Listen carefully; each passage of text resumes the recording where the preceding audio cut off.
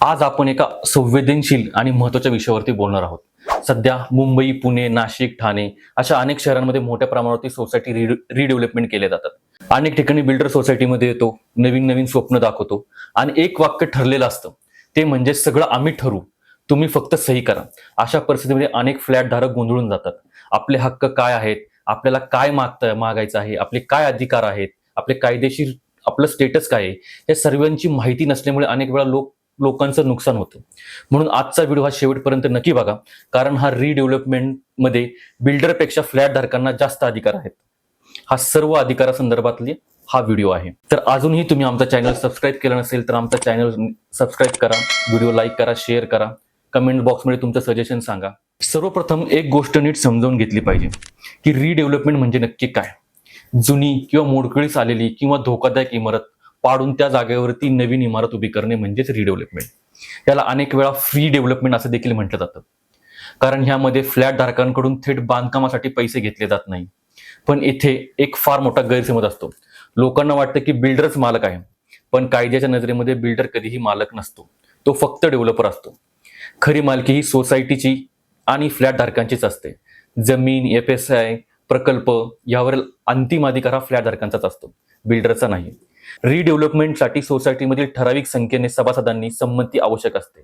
साधारणपणे 51% ते 70% सभासदांची लेखी संमती असणे अत्यंत आवश्यक आहे. पण ही संमती स्वच्छेने, कोणताही दबाव न आणता आणि पूर्ण माहिती देऊन घेतलेली असलेली पाहिजे. जर कोणाची सही फसवणुकीने, खोटी माहिती देऊन किंवा भीती दाखवून घेतलेली असेल, अशी संमती कायद्याने वैध मानली जात नाही. कोर्टाने हे अनेक वेळा स्पष्ट केले आहे की कन्सेंट ही फ्री, इन्फॉर्म आणि व्हॉलेंटरी असावी. आता आपला मेन विषय, आता आपण फ्लॅट धारकांच्या अधिकारांबद्दल बोलूया. रिडेव्हलपमेंटमध्ये फ्लॅट धारकांना वाढीव क्षेत्रफळ मिळणं हा काही उपकार नाहीये, तर तो एक त्यांचा अधिकार आहे. तुमचा जुना फ्लॅट जितका होता त्यापेक्षा नवीन इमारतीमध्ये तुम्हाला मोठा फ्लॅट मिळू शकतो आणि मिळायलाच हवा. उदाहरणार्थ, जर तुमचा जुना फ्लॅट 500 स्क्वेअर फूट असेल तर रिडेव्हलपमेंटमध्ये 650, 700 किंवा त्यापेक्षा जास्त स्क्वेअर फूटचा तुम्हाला फ्लॅट मिळू शकतो. हा मुद्दा करारामध्ये स्पष्ट लिहिणे अत्यंत महत्वाचे आहे, कारण उद्या काही वाद झाला तर हेच कागद तुमच्या बाजूने उभे राहतात. रिडेव्हलपमेंट सुरू झाल्यानंतर फ्लॅट धारकांना आपलं घर रिकामं करावं लागतं. अशा वेळी त्याला राहण्यासाठी दुसरी जागा लागते. त्यामुळे बिल्डरकडून त्यामुळे घरभाड्याचा हक्क देखील मागता येतो. हा हक्क पूर्णपणे कायदेशीर आहे. प्रकल्प पूर्ण होईपर्यंत ठराविक दराने भाडं देणं हे डेव्हलपरची जबाबदारी असते. अनेक वेळा प्रकल्प लांबतो पण भाडं वेळेवरती दिलं जात नाही. अशा परिस्थितीमध्ये फ्लॅट धारकांनी गप्प बसायचे नाही, कारण हा सरळ सरळ कायद्याचा भंग आहे. रिडेव्हलपमेंटमध्ये सगळ्यात धोकादायक गोष्ट म्हणजे घाईघाईने सही करणे. अनेक लोक असं म्हणतात की सगळ्यांनी सह्या केल्यात म्हणून मीही सही केली, पण कोर्टात हा डिफेन्स अजिबात चालत नाही. प्रत्येक फ्लॅट धारकाने करार वाचून, समजून, कायदेशीर सल्ला घेऊन मगच त्याच्यावरती सही केली पाहिजे. जर फ्लॅट धारकाला कायदेशीर सल्ला घ्यायचा असेल, तो देखील अधिकार फ्लॅट धारकाला असतो. डेव्हलपमेंट अग्रीमेंट, कायस्वरूपी पर्यायी घराचा करार, पॉवर ऑफ अटर्नी हे सगळं कायदेशीर कागदपत्रे नीट वाचणे आवश्यक आहे. लक्षात ठेवा, कोर्टात विश्वास चालत नाही, फक्त कागदपत्रे चालतात. रिडेव्हलपमेंटमध्ये सर्वात महत्वाचा आणि दुर्लक्षित मुद्दा म्हणजे बँक गॅरंटी. भविष्यात बिल्डरने प्रकल्प अर्धवट सोडला, आर्थिक अडचण आली किंवा आर्थिक अडचणीमध्ये प्रकल्प अडकला आणि काम पूर्ण केले नाही, तर फ्लॅट धारकांचे संरक्षण बँकेच्या गॅरंटीमुळेच होत असते. म्हणून बँक गॅरंटी घेणं अत्यंत आवश्यक आहे.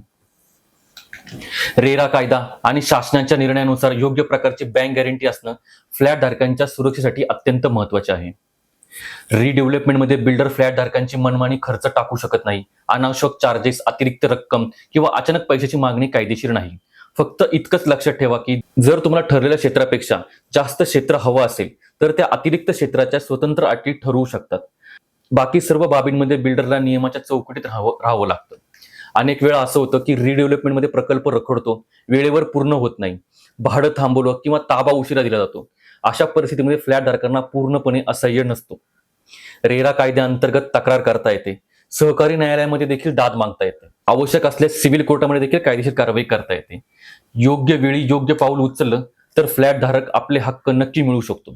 शेवटी एकच सांगतो की रिडेव्हलपमेंट ही एक मोठी संधी आहे, पण अज्ञानामुळे ती अडचणीत ठरू नये. हक्क माहिती असतील तर बिल्डर नियमात राहतो आणि हक्क माहिती नसतील तर नुकसान होतं. त्यामुळे सही करण्याआधी विचार करा, कागदोपत्रांची तपासणी व्यवस्थित करा आणि गरज असल्यास कायदेशीर सल्ला देखील घ्या. जर तुम्हाला रिडेव्हलपमेंट बाबत काही शंका असल्यास किंवा करार तपासून घ्यायचा असेल किंवा बिल्डर विरोधात योग्य कायदेशीर कारवाईबद्दल तुम्हाला मार्गदर्शन हवे असेल तर खाली दिलेल्या नंबरवरती तुम्ही आम्हाला कॉन्टॅक्ट करू शकता. आणि हा व्हिडिओ जर तुम्हाला आवडला असेल तर या व्हिडिओला लाईक करा, सबस्क्राईब करा चॅनलला आणि तुमचं जे मत असेल ते आम्हाला कमेंट बॉक्समध्ये नक्की कळवा.